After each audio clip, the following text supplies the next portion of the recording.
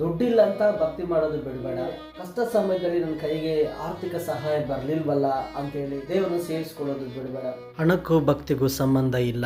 ಈ ರೀತಿ ದುಡ್ಡಿಲ್ಲ, ಆಸ್ತಿ ಇಲ್ಲ ಅಂತ ನಾವು ದೇವರನ್ನ ಬಿಡುವಂಥ ಕೆಲಸ ಮಾಡಿದ್ರೆ ಲೋಕದಲ್ಲಿರುವಂಥವ್ರಿಗೂ ನಮಗೂ ಏನು ಸಂಬಂಧ ಇದೆ ಹೇಳಿ?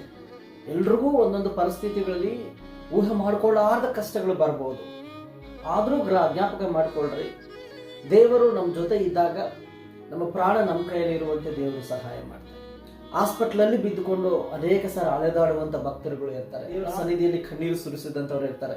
ಆರ್ಥಿಕ ಸಹಾಯ ಬೇಕಾದ್ರೆ ನಮ್ಮ ಆಲೋಚನೆ, ಮನುಷ್ಯನ ಆಲೋಚನೆ ಅವತ್ತಿನ ಬಗ್ಗೆ ಯೋಚನೆ ಮಾಡ್ತಾವೆ. ಆದರೆ ದೇವರು ಏನು ಕಾರ್ಯ ನಡೆದರೂ ಕೂಡ ಅದಕ್ಕೊಂದು ಉದ್ದೇಶ ಇಟ್ಟಿರ್ತಾರೆ. ಉದ್ದೇಶವಿಲ್ಲದೆ ಯಾವುದು ಮನುಷ್ಯನ ಜೀವಿತದಲ್ಲಿ ನಡೆಯಲ್ಲ. We are all Born here with purpose and we are living with purpose. ನಾವು ಉದ್ದೇಶದಿಂದ ಬಂದಿದ್ದೀವಿ, ಲೋಕದಲ್ಲಿ ಹುಟ್ಟಿ ಉದ್ದೇಶದಿಂದ ಜೀವಿಸ್ತಾ ಇದ್ದೀವಿ. ನಿನ್ನ ಕಣ್ಣೀರು ನನ್ನ ಕಣ್ಣೀರು ದೇವರು ಬುದ್ಧನಲ್ಲಿ